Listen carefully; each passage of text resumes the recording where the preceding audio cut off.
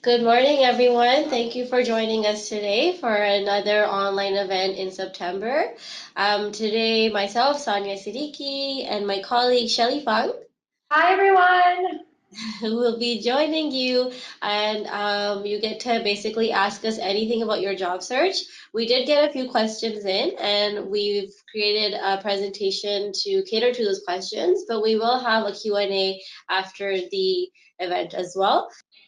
So yeah, again, my name is Sonia Siddiqui, and I will be facilitating with my partner Shelley.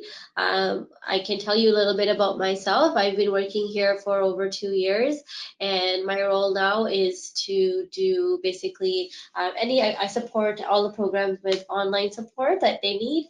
I conduct these monthly webinars for you, and I was an employment consultant previously with the Sales and Marketing Bridging Program in at ACCES. So that's why I will speak to you regarding our bridging programs later on as well.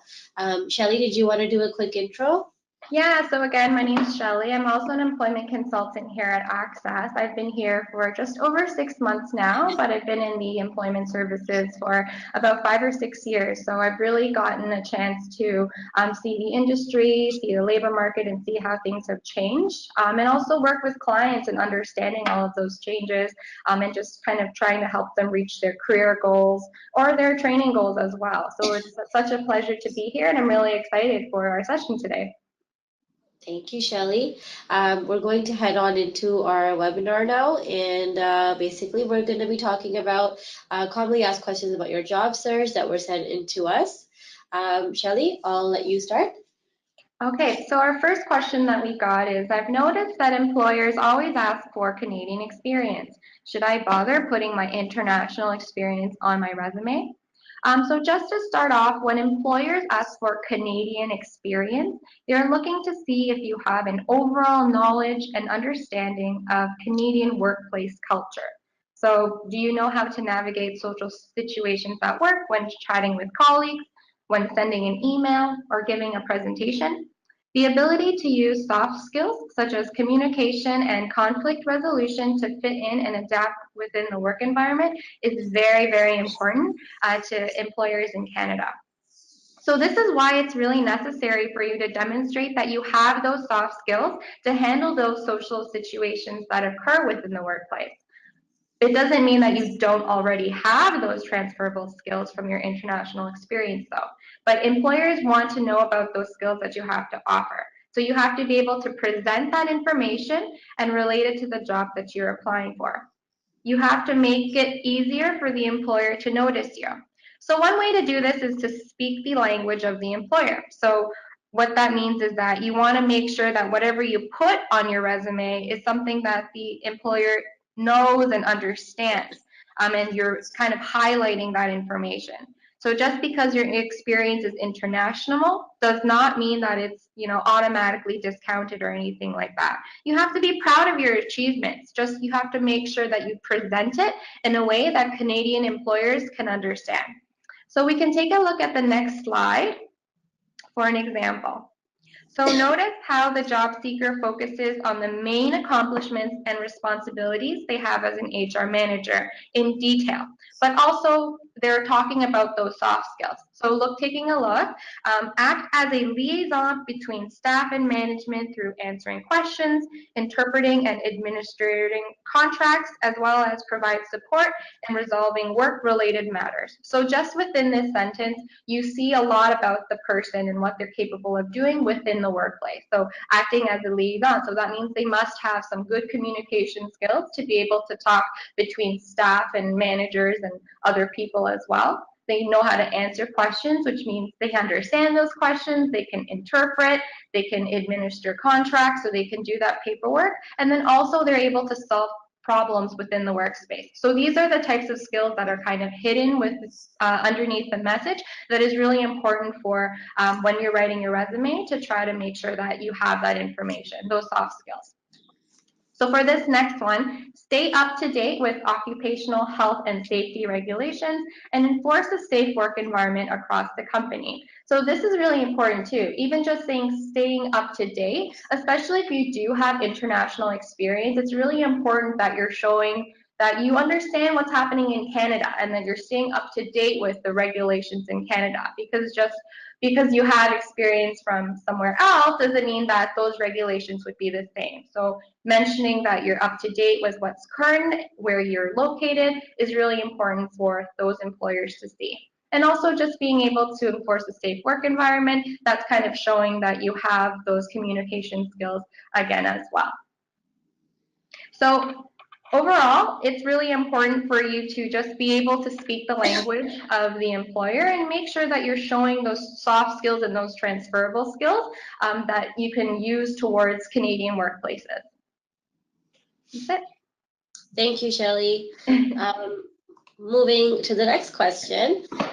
So this was a question sent in to us saying, I'm looking for an entry-level job in Canada, but I'm worried that I will seem overqualified due to my experience. Should I include my past experiences in my resume?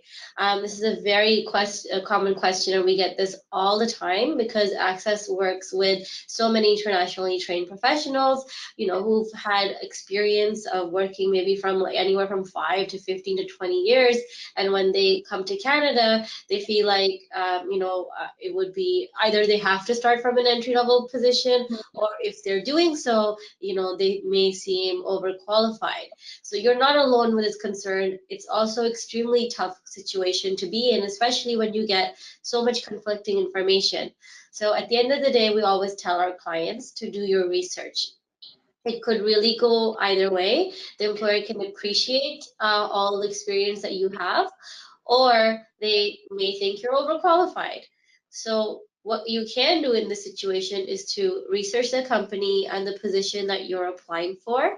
And at the end of the day, you want to tailor your resume to the company and the position. After doing your research, you can scan your resume to see if you think removing certain experiences or job titles or just changing them a little will help with your application for that particular employer. However, be aware that you will also need to make sure that you're not leaving any large gaps on your resume that you won't be able to explain. In this case, consider removing the title and focus on the department or area you were working in instead.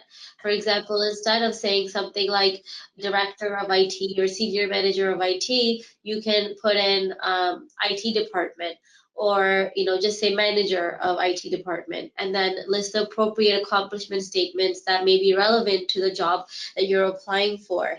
So a lot of times, maybe some people focus on titles a lot. So you're putting VP of something, and that might put the employer off by thinking, well, this is just a position for junior manager, and you were a VP. So you can see why there will be a conflict there. So in that case, it's okay to change your titles a little bit around, as long as you're not changing everything about your job. So let's say you were in IT and you're saying that you're an engineer.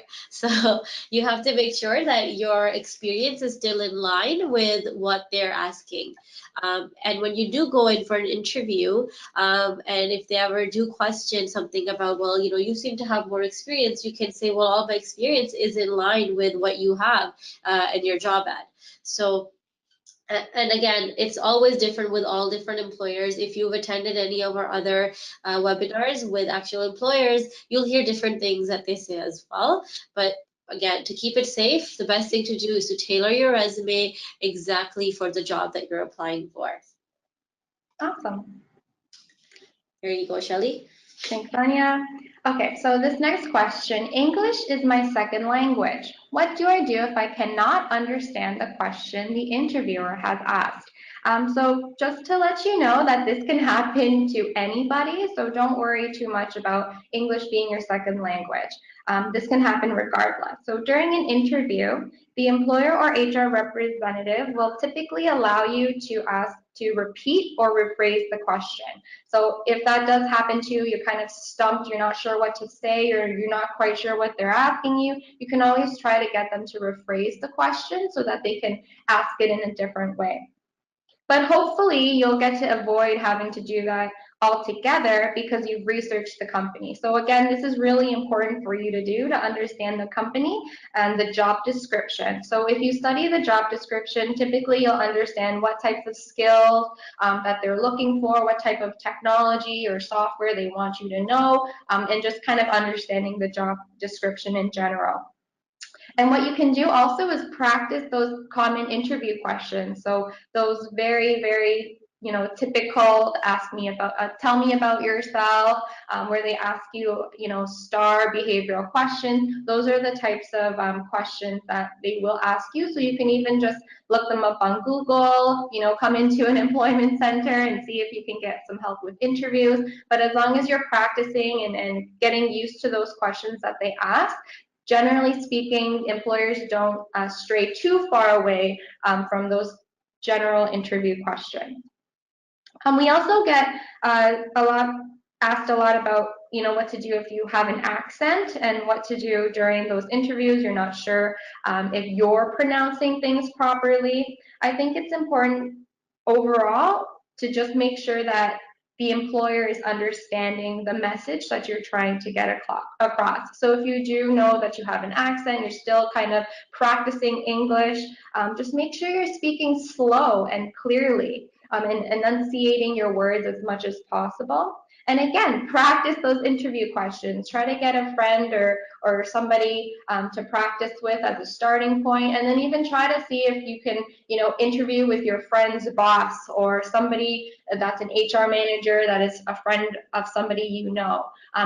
Practicing in front of someone you don't know, and it will kind of help simulate that experience and help you, for those interviews that you actually have. So another thing that you can do is, continue to go to programs or events where you can speak English, where you can practice in front of other people. I think we have a lot of programs here as well. ACCESS has programs as well for speaking English, for you to have those, practice those conversations. So that's another really good, opportunity for you to take advantage of. And then also, just be patient. Sometimes, we get really frustrated with ourselves if we can't, pronounce something properly, but just take time and just keep practicing, and eventually you'll be able to get that message across to the best of your ability. Thank you, Shelley. And I just wanted to add to that Canada is a land of different accents. So it's nothing new that you might have an accent. I think HR recruitment agents are all aware that most likely someone on the phone will have an accent. It's very common to get resume names that are very they're not mainstream. There could be, from very ethnic names, ethnic backgrounds. So it's nothing to be worried about. As Shelley said, just make sure you speak slowly and clearly. And I think this barrier is something that people create for themselves. It's just, I get a lot of clients saying, oh, I can't speak English properly. And meanwhile, I've just had a very normal conversation with them without easily being able to understand them. So it's something that people just create for themselves. So have confidence in your ability to speak another language, and like Shelley said, practice wherever you can. And if you are interested, you can actually check out on our website. It's called Talk English Cafe, and you can sign up for it from anywhere in the world, and you can basically practice your English skills with people either in Canada or different parts. I'm sure there is a limit as to how many people they can take in, but there's no harm in checking it out. So it's called Talk English Cafe, and you can find that on our website as well. So moving forward, we have another question saying, all my experiences have been from my home country.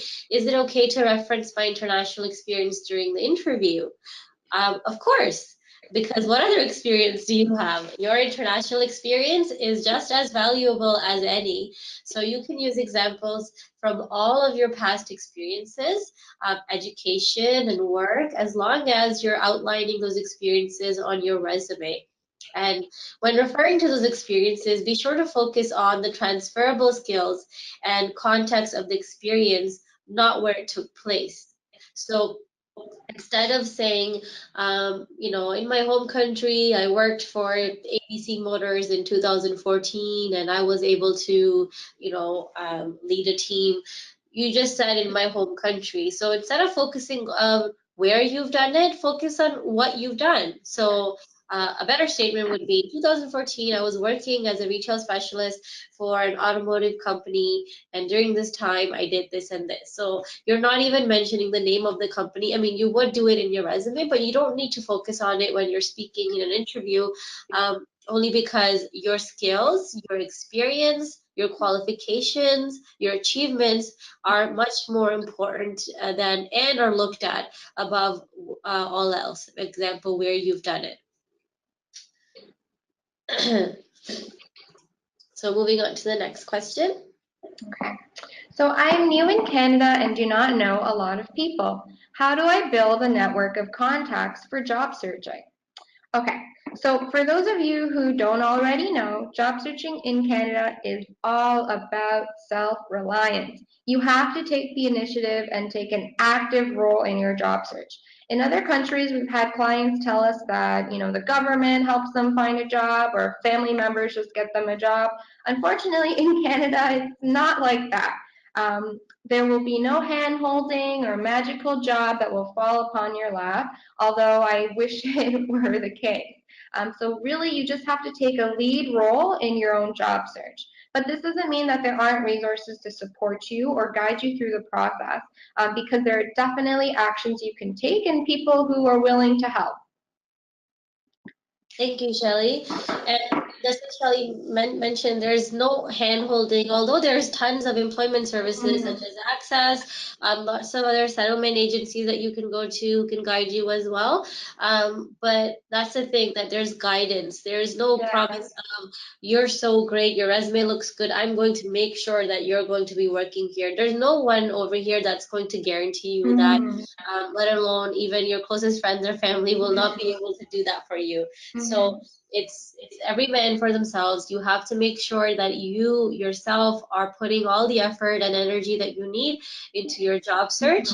And when trying to build a network of contacts, you have to be confident and talk to as many people as you can and give their support and advice. Think about, where you're coming from back home, how many people you know.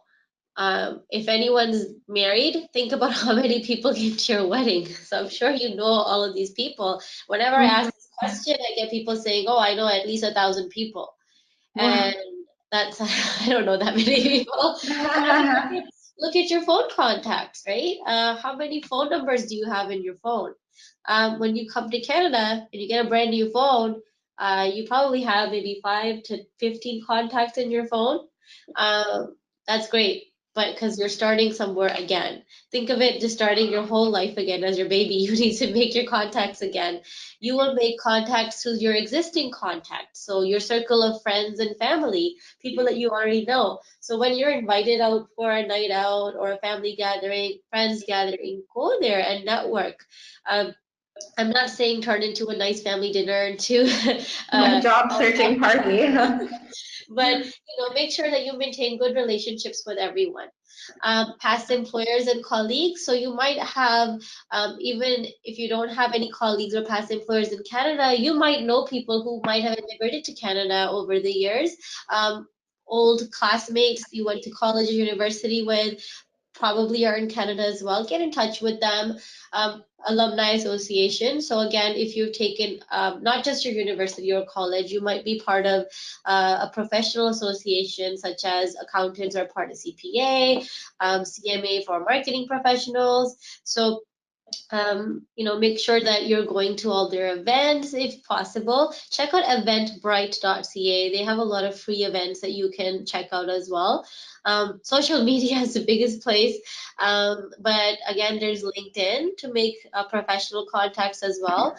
Informational interviews that you can do with people that either you've met at a professional event or you've met through LinkedIn, or LinkedIn is not the only platform now. There's tons of other platforms that you can check out.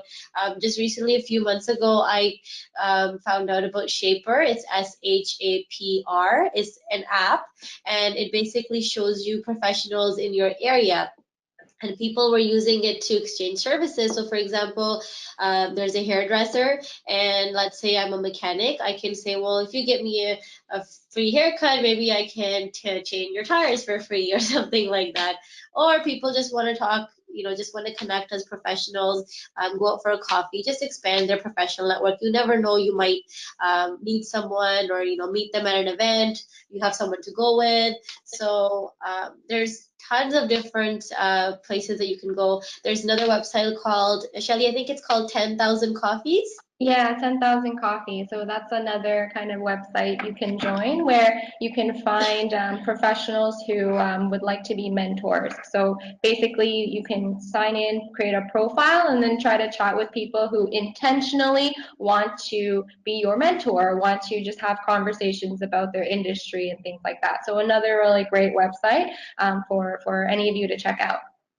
Yes, and you'll be surprised. I know that you probably reach out to people on LinkedIn and you don't hear back from them, but you'll actually be surprised how many people actually want to give back and mentor, especially Mhm. newcomers, because they've been through that and they don't have the time to do it. So they choose to do it just online, just through an email here and there, just a message on LinkedIn here and there. They might not have the time to meet you in person, but they do want to give back in some way. Because at ACCES, we get people such as guest speakers who come in and they do events with us, or they do mentoring events.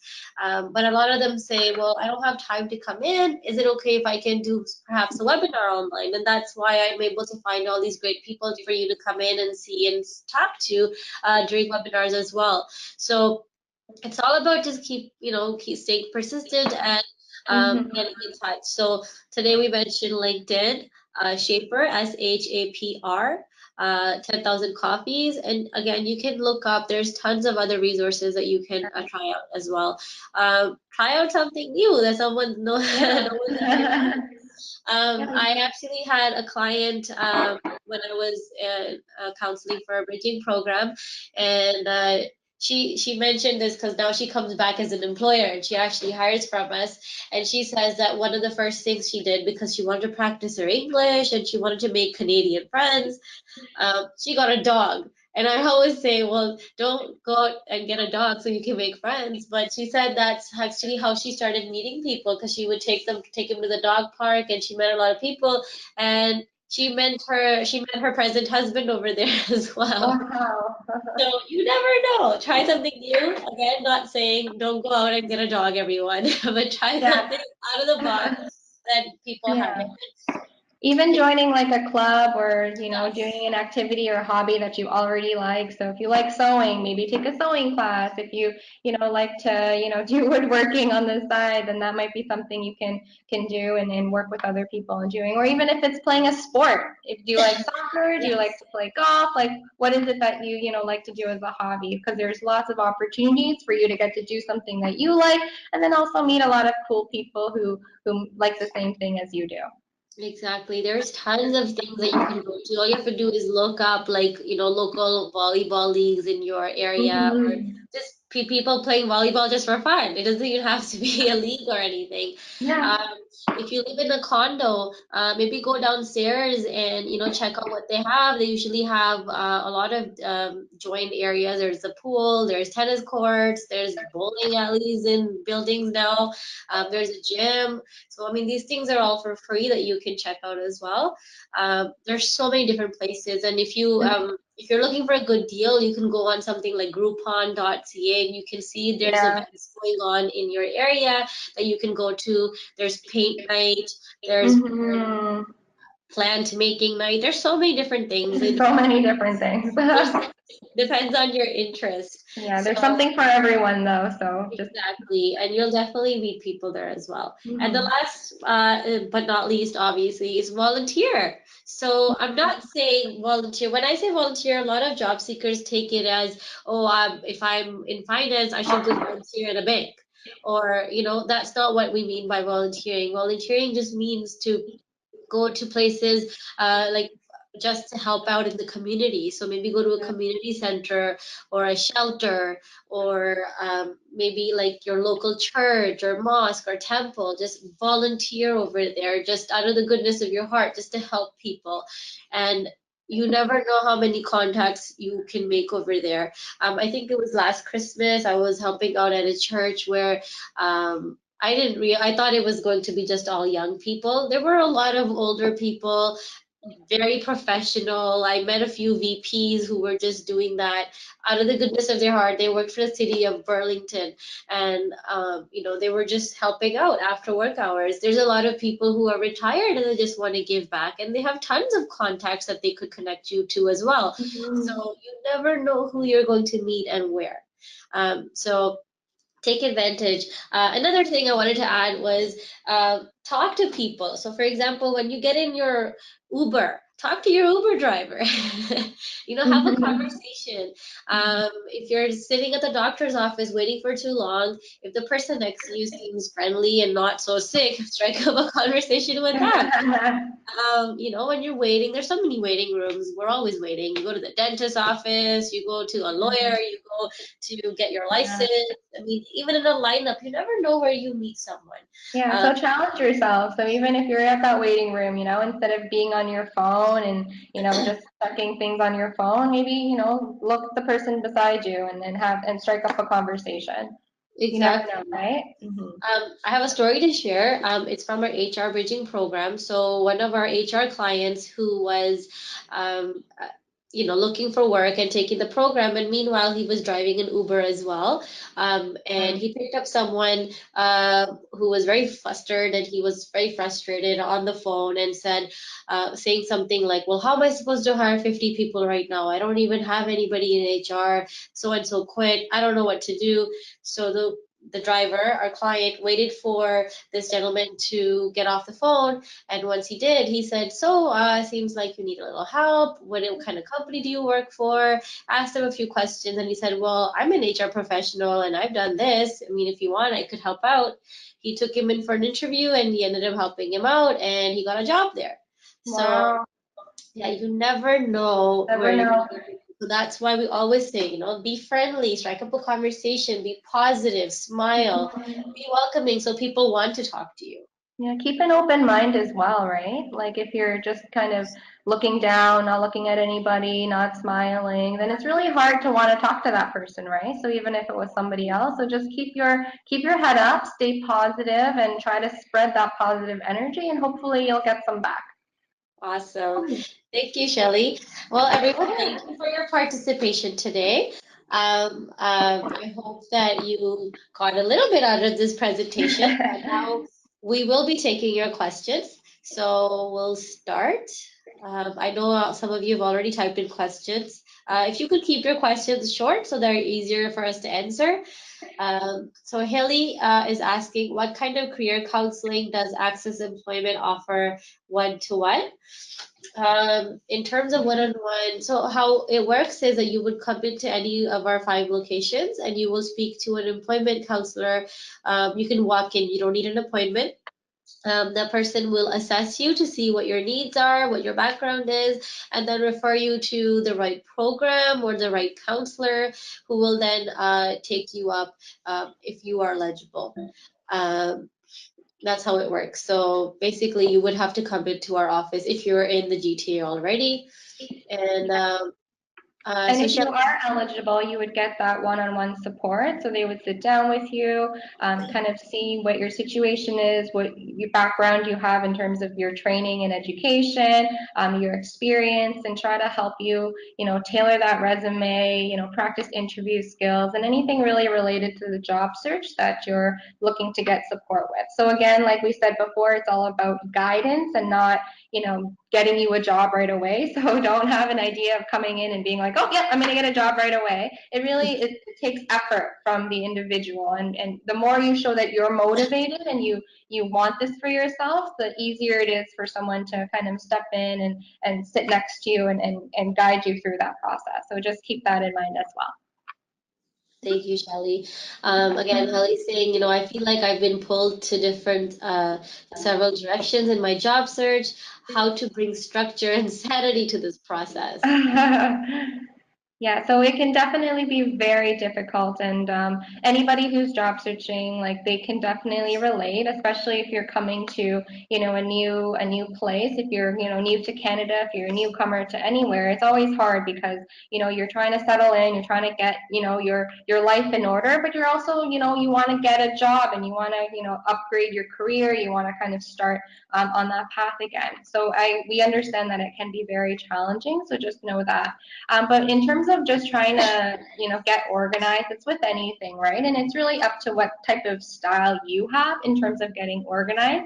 So for me, I would probably want to, sit down and take a look at the different pathways and options that I have, and then kind of work step by step towards, what the one that I think I want the most. So, trying to if you want to apply to different types of jobs, you're like, okay, well, I can do entry level job. I can also want to work in my profession in HR, but I don't quite have the experience. It's kind of doing that research and taking that time to see what the best course is for you. So just make sure that you're not, making yourself overwhelmed. You're sitting down, you're trying to map everything out. And even coming in and talking to someone or talking to a friend sometimes might help with, just trying to organize your thoughts. Of course, thank Do you, you have anything Shelley. to That add, was, that was Sonia? great advice. Thank you. Another question here is, what's the dropout rate for immigrants to Canada, meaning those who went back to their home country due to lack of jobs?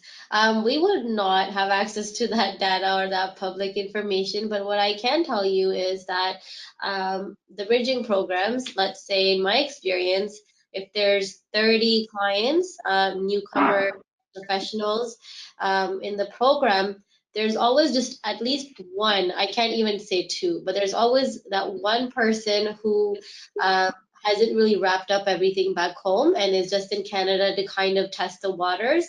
And they've either taken a leave of absence or they have a business back home. So, they're just here to kind of see if they can eventually settle here or not. But those people end up coming back anyway because we hear back from them after a year or two. So I wouldn't have the exact data, but I mean, like in my experience, out of 30 people, one of them has gone back, only to return back to Canada as well. But again, wouldn't have the actual stats over here. All right, Pankaj wants to know, how do you approach a recruiter? Shelley, do you want to take that one or do you want me to? Yeah, I mean, we can share it. I think that, talking to a recruiter, it can be a really daunting task. It might be really scary at first. Like we mentioned before, there's so many different ways to build your network and to speak to different people. And one of those, groups of people you can talk to are recruiters. So, you can go on LinkedIn, on social media, and talk to them and reach out to them that way. You can also, take a look at the company that they're working for. So if it's an internal HR recruiter, then just kind of trying to reach out to them personally, expressing your interest in the company that they work for, and just demonstrating like that you're motivated and you're reliable and that you're really, really, passionate about, the industry that you're in, and you want to be able to join that company. I think those are all different ways for you to engage with an employer or a recruiter. Yeah. And in my opinion, I think you'll get a recruiter's attention if you're actually applying for a job at their company that exactly matches, for example, with your LinkedIn account. So, for example, I'm a career counselor and I'm applying for a career counseling job, and I've applied, and I can now reach out to the recruiter that posted the job, and I can, maybe highlight some of my skills and qualifications or whatever is expected in the job ad. And I'm pretty sure that I'll hear back from that recruiter because I've already applied for the job. Second, when they look at my profile, they can see that it's like 100% match. So I will definitely hear back from them that way. Jay has a question, wants to know, when applying to a company, is it better to apply to just one position or various different positions in the same company? Does it go against you if you apply to different positions in the same company? So we've got that question a lot of times, and I've heard employers answer this question as well. They always say that if you're applying, the role has to be very similar if you're applying to different positions. For example, let's say you're in HR, so you've applied for HR assistant position, and then you've applied for maybe some payroll position. They're both kind of in HR, and you have qualifications for both, so it's fine. But if you just want to work, let's say at RBC, and you're just applying to every single job at RBC, then you will probably be flagged. So as long as the positions are very similar and you have experience with both positions, I think it should be okay. Shelley, did you want to add to that? Yeah, and I think again that really just goes back to your application and seeing if your qualifications and job experience fit the job description in question. So if you have, you're applying to a HR position and you're, a chemical engineer and you're trying to apply for that position, it might kind of seem a little bit off, and chances are your resume won't get picked up anyways because the things on your resume don't match what the job description is asking for. So you really have to make sure that your experience, your education, and just your resume itself is going to be able to match with the job description that you're applying for. So at the end of the day, it really just depends on if you have that experience to apply. Perfect. Thank you, Shelley. Kenda has a question, wants to know, are there different procedures or requirements to apply for a job in the government sector versus the private sector? To apply for government jobs, Kenda, you can actually go on our government website. So there's the federal government. I think I'm not sure. I think it's, I guess you would go to the Canadian, I think it's .gc. I'm not sure. There's one that's on Go Jobs. So those are jobs in the Ontario Public Service. Yes.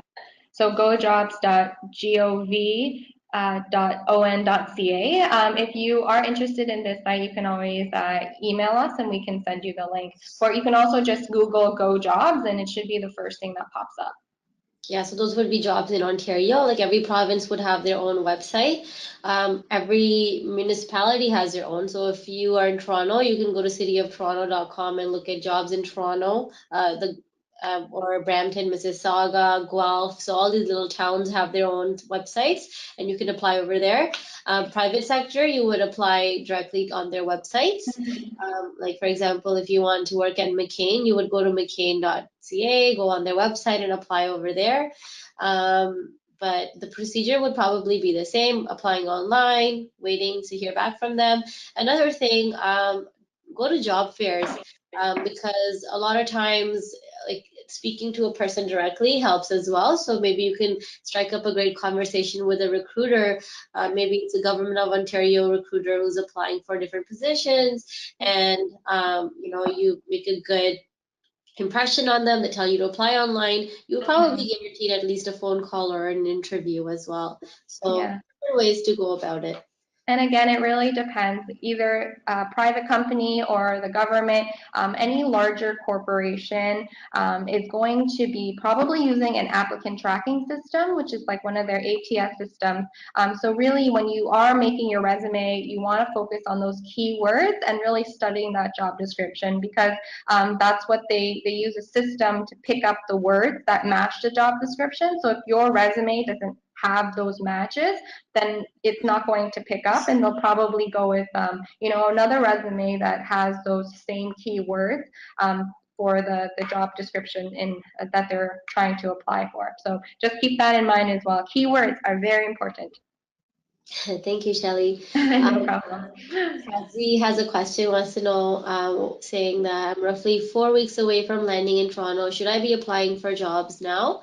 Um, it wouldn't hurt, but think about you getting a job interview within these 4 weeks and you're not even there yet. You might, you might lose out on that chance. I would do it very close to your departure date, but I'm sure that, you'll have other things to do. For example, pack and get ready to come here. And when you do come here, you'll be looking for housing. If you have children, you're probably looking for a school nearby, getting your health card, license. You need a lot of time to do these things. So you need to make sure that I always tell people to make sure that you have some time to yourself just to settle in, because you do not want to be frustrated and overwhelmed while you're looking for work. So take your time to settle in and then do it. But there's no harm in applying to jobs, 2 to 4 weeks, I guess, before coming in as well. It's kind of a practice for you, so you can understand what to do when you come here as well. Shelley, would you like to add to that? No, I think you pretty much covered it. Just make sure that you are giving yourself that time, right, to settle in, to get everything in order. Because if you do get that interview, and then you're stressed about the interview, and you're stressed about trying to get your health card, and then you're kind of in these long lineups, and then if anything were to occur, like an error or problem, or some system didn't work that day and you couldn't get your paperwork on time for that interview, like it's just very stressful. Just make sure that you have plans in place for all of your paperwork and settling into your home, and all of that before you're putting all your energy into job searching. Thank you, Shelley. Let's get to our next question. Sajid has a question, wants to know, how can we start our own business? Is there any support from the government, for example, for newcomers? Yes, there's a lot of support that you can get. We have if you go to our website, you can check out our entrepreneurship connections for newcomers who are interested in opening their own businesses. We help you get started with a business plan. We connect you to people that can further help you for loans and all of these things. So to find out more, you can go to our website or come into our office and ask to be assessed for entrepreneurship connections. So there is definitely a lot of support for first-time business owners or just newcomers to Canada who are opening their businesses as well. Definitely a lot of support. Ben Cole has a question. I'm looking to get a job in the finance sector of Canada, but my last experience in the sector was in 2012. I did my master's to start a business in a different sector since then. Will this discourage a prospective employer? So I guess I'll take the question. So you have experience in finance and in 2012, and then you did your master's, and now you had a business. When you had your own business, you obviously dealt with finances as well. So what my advice to you would be to focus on when you're applying to finance job, focus on all your financial experience that you had owning your business and highlight that in your job role over there, so that you can focus on those points. So whatever you did, was it budgeting, forecasting, I'm not sure what the business would be, but whatever it was, focus on that as your skills and qualifications when you're applying to your job. You don't need to put anything that will not be relevant to the job. Yeah, so I think you nailed it. It's really about those transferable skills that you have. And your application is basically like, think of it like marketing material, right? So you're marketing yourself on a piece of paper. Now, you just want to take a look at your experiences and really dig out every kind of financial piece that you did that would be relevant, and then make sure that that's included in your resume. So even though you did, have your business and you did other things, you want to focus on those areas that are related to the job that you're trying to apply to, and you also have the experience from before. So you can always make sure that that content is there as well, and start brushing up on those that area. So whatever expertise you had before, maybe you're a little bit rusty, go back and look into what you did before and start thinking about that again, so that you're well prepared when it comes to an interview or when it comes to talking to people about your experience and trying to get back into the financial services industry. Thank you, Shelley. Saina has a question, wants to know, is it possible to volunteer at ACCES? This brings back to me, a lot of employers get this question as well. Can I volunteer at your company? Legally, companies are not allowed to hire people and make them work there for free. So, and that's what volunteering becomes. So because it could be liabilities. So either, I mean, at ACCES, we have a lot of volunteers, but they're placement students who are doing their placements or internships over here after graduating from an employment counseling program or a social work program.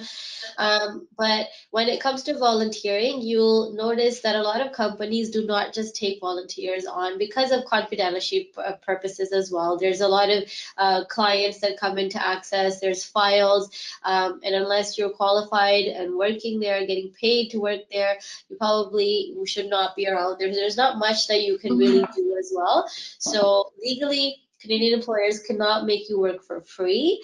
So and that's why I mentioned, when you think about volunteering, think about volunteering in places where it's needed, like for like homeless shelters or religious institutions, community centers. There's like camps for children or something like that. So wherever it's, that's where you want to volunteer your services. So Shelley, yeah. some of the places you can check out online. There's a website called Charity Village. So they are a Canadian source for nonprofit news, and they actually have a job board as well. So if you are looking to get into the nonprofit industry, or if you want to volunteer, they also have lots and lots of volunteer jobs, and that's Canada-wide. If you're in Toronto, there's also another website called volunteertoronto.ca. So you can always log into there, put in your postal code, and then the areas that you're interested in volunteering, and it'll actually pull up a list of places that are looking for volunteers. So instead of just randomly going to places and hoping that they have volunteers, these places are actually looking for volunteers as well. So another site for you to take a look at if you're looking to volunteer. Shelley, could you repeat the websites again so people Yeah, so the first one is Charity Village. So they have jobs all across Canada. So CHARITY Village, VILLAGE. This is a good one for nonprofits in Canada, either working or volunteering. And then if you're in Toronto area, it's called volunteertoronto.ca. So volunteertoronto.ca, and then you can go in there and check out the different postings that they'll have as well. Perfect. Thank you for sharing that, Shelley. No problem. Kenda has a question. Wants to know, is the CLB7 essential to get the job? Depends on what job it is. If there's a lot of customer service, or there's a lot of speaking to people, and that's the main purpose of the job, yeah, you probably need to make sure that you can speak English fluently. But there's a lot of jobs where people barely speak English and they're able to work over there. So this depends on what kind of job you're really looking for. But I mean, it doesn't hurt to always brush up your English skills to move ahead, if that is your concern. Next question is it okay to shorten my long name on my resume? Shelley, any thoughts? I think so. I wouldn't, say that it's a requirement or anything, but if you feel more comfortable doing that, then again, the resume is your personal piece of marketing material. So if you do think that it would be a little bit too long, or just, fitting in the resume formatting wise, it really depends on how you feel about it, I would say. Yes, I agree. It's totally fine to do that. As long as it matches your email address or your LinkedIn Mm-hmm. profile. You're easy to find. I mean, it can't be totally different. So, for example, if your name is something like, let's say Jaspreet, and you changed it to Linda, it's probably very hard to find you online. So just make sure that you're kind of using the same name in your email Mm-hmm. and your LinkedIn as well. Um, Sometimes you might have, like an English name, for example, so you have your, your Chinese name or whatever, and then you also like to be called Linda. If you just have, Linda in brackets or something like that, then, it's really up to you, what you want to be called in the workplace. So again, as long as the names match on social media and then on paper, then it should be fine. Thank you, Shelley. Trinidad wants to know what kind of programs are available at Access for IT professionals.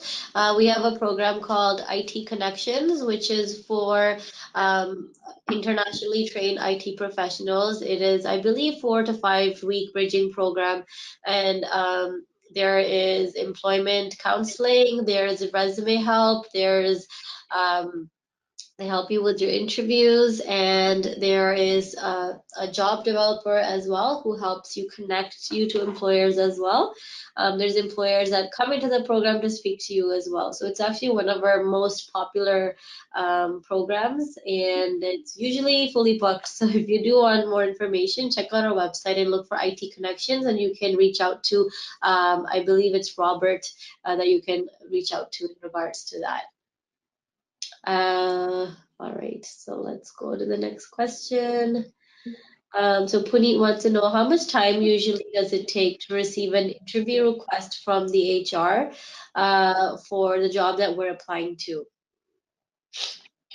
Yeah, so good question. Very common question as well. But unfortunately, there's no, one answer for this. It really depends on the company and how badly they want to hire someone, or if they're just kind of putting it out there and they actually have some time to hire. So it really, really depends on the company you're applying for and what their hiring situation is at that particular moment. So it could be anywhere from, 2 days to 1 day to, like 2 months, right? So it really, really depends on kind of the employer at that time. Yeah, and if I'm job searching actively, I wouldn't sit there and wait for them to get back to me, because I Mm-hmm. mean, there's hundreds of people applying, so you never know if they've actually selected my resume or not. From my side, what I can do is do my best to make sure that my resume matches a job ad. I've done everything in my power to make sure that I'm selected. But on the other hand, everyone else is doing the same exact thing. In this case, networking is important. Somebody could refer you as well if you know somebody. So at least, you're almost guaranteed an interview if someone refers you as well. So again, like Shelley said, it could be from 2 days to 2 months. You never know. All right. So Miriam wants to know, who's teaching in Pakistan, would like to know about job opportunities. Um, in Canada. So for teachers, Miriam, you would have to be a certified teacher in Ontario, I can speak for. So you can actually check out, I think it's Ontario Teachers College online to see how you can transfer your credentials, or you might have to take a couple of courses, or you might have to do the full year. I'm not sure. Um, if you want to if you want to skip that option, you would probably be able to teach at a college or university in that subject matter. But again, I'm not sure because you said you teaching anatomy. Because it's science related, you might have to upgrade over here when you come as well. Shelley, do you have any thoughts on that? No, I think you pretty much covered it. Yeah, so we're almost out of time, so I'll take I guess one last question. Um, All right. So Carol says, I'm not in Canada yet, but I've started to send my resume out. Do you think that employers are encouraged to hire someone that is still in their home country? Hmm. I guess I wouldn't necessarily say that, they're encouraged to unless, they have some qualification in their company that they're trying to, be more diverse or something like that. But really, I think it kind of goes back to what we answered before about, applying to jobs. It's really just you want to make sure that you're ready for it, and kind of go from there. Yeah, so I mean, employers would obviously want someone who's already in Canada Mm-hmm. who's able to show up within the next 2 days for an interview or whatever their time span is. And Mm-hmm. you also never know. There's a lot of fraud where people are applying online, and they can't differentiate if that person's actually going to land on this day, or are they going to ask for a work permit? Is it going to be a waste of time?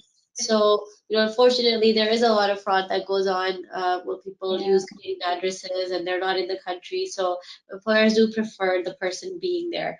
Yeah, Um, the easier it is for them, the better, right? So if it's more exactly. complicated, they have to do more paperwork, they have to like, work around your schedule, then it's kind of, that it's not in their best, interest to do that. So, keeping that in mind as well. Perfect. Thank you everyone for asking the questions. I know you had a few more questions, but unfortunately this is at the end of our webinar. If you still have more questions, you can always email us at onlineservices@accessemployment.ca. Or if you are in the GTA in Canada and Ontario, please come by any of our offices so you can get help one-on-one. Check out our website for all our 5 locations. We are all across the GTA in Mississauga, Brampton, Toronto, North York, and Scarborough.